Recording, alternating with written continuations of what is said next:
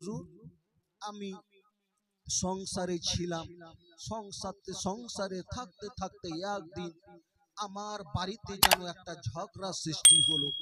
ওই সমাতে আমার মা এবং আমার স্ত্রীর সঙ্গে, ওই সমাতে আমি যেন স্ত্রীর কথা শুনে আমি মাকে একটা যেন লাথি মেরেছিলাম। ওই সমাতে আমার মহারব্বুল আলামিন মা যে দোয়া করেছিলেন, ওই সমাতে মা নিচের আঁচলটাকে ফেলে চোখের পানি ফেলে একটাই দোয়া করেছিল, মাবুদ আমার সে আব্দুর রহমান আমার ছেলে যেখানে থাকুক না কেন তার কোনো দিন হজ কবুল না হয়। ওই সমাতে হুজুর আমার মায়ের প্রথম দোয়াও কবুল হয়েছে, আমার মায়ের দ্বিতীয় যে বদদোয়া করেছিলেন আমার মায়ের ওই বদদোয়াটাও কবুল হয়েছে। আজকে আমি সকল সমাতে আমার মহারব্বুল আলামিনের সঙ্গে আমি কথা বলতে জানো পারি, ইলহামের মাধ্যমে আমি কথা বলি। কিন্তু হুজুর আমার আজকে 1 বছর না 2 বছর না, আজকে 28 বছর ধরে আমি বারে বারে হজ করতে যাই, কাবা শরীফের গেলাপটাকে চুমি কাবা শরীফের সে তাওয়াফ করি। 28 বছর ধরে আমার হজ কবুল হয় না। হুজুর আপনি একটু দোয়া করে দেবেন। মা জননী সব সমাতে যেন দোয়া করতেন আমার জন্য, মাবুদ আমার ছেলে যেখানে যে অবস্থাতে থাকুক না কেন আপনার সঙ্গে কথা বলতে পারে। কিন্তু হুজুর আমি সংসারে ছিলাম, সংসারে থাকতে থাকতে একদিন আমার বাড়িতে যেন একটা ঝগড়া সৃষ্টি হলো। ওই সমাতে আমার মা এবং আমার স্ত্রীর সঙ্গে, ওই সমাতে আমি যেন স্ত্রীর কথা শুনে আমি মাকে একটা যেন লাথি মেরেছিলাম।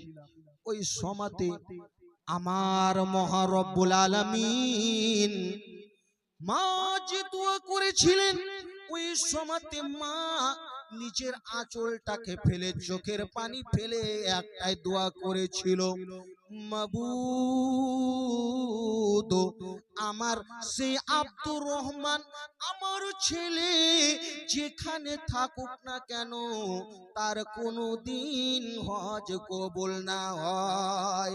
ওই সমাতে হুজুর আমার মায়ের প্রথম দোয়াও কবুল হয়েছে, আমার মায়ের দ্বিতীয় যে বদদোয়া করেছিলেন আমার মায়ের ওই বদদোয়াটাও কবুল হয়েছে। আজকে আমি সকল সমাতে আমার মহারব্বুল আলামিনের সঙ্গে আমি কথা বলতে জানো পারি, ইলহামের মাধ্যমে আমি কথা বলি।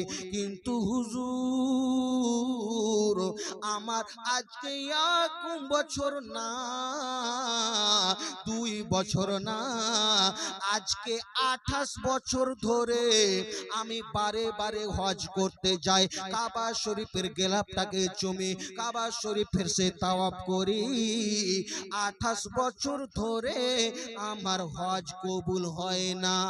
হুজুর আপনি একটু দোয়া করে দেবেন।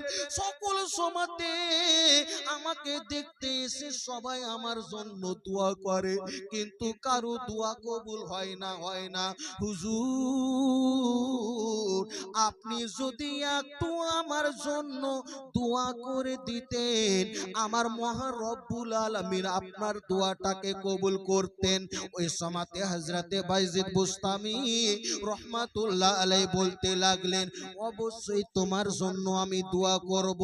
দুটি হাতকে তুলে আমার মহারব্বুল আলামিনকে বলতেছেন, মাওলা গো এই তোমার এই বান্দাকে তুমি কেন হজ আজকে 28 বছর ধরে কেন তার হজটা কবুল হয় না, আপনি তার হজটাকে কবুল করেন।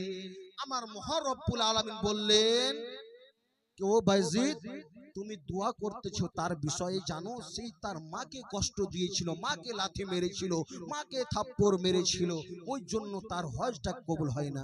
হুজুর মাওলা গো, আমি দোয়া করতেছি, দয়া করে দোয়াটাকে কবুল করেন। ওই সময়তে আমার মহান রব্বুল আলামিন ইলহাম করে বললেন, বাজিদ তুমি শোনো শোনো, তুমি যে দোয়া করতেছো তোমার দোয়াটা অবশ্যই কবুল হয়েছে, কিন্তু সে মাকে যে কষ্ট দিয়েছিল, মাকে যে যন্ত্রণা দিয়েছিল, আগে তার মায়ের দোয়াটা কবুল হয়েছে। সর্বপ্রথমে তাকে আযাব দেওয়া হবে, তাকে জাহান্নামের আযাব দেওয়া হবে, তারপরে তোমার যে দোয়া হয়েছে তোমার অবশ্যই দোয়াতে তার হজও কবুল হবে এবং একদিন তাকে জান্নাতও দেওয়া হবে। বলেন সুবহানাল্লাহ।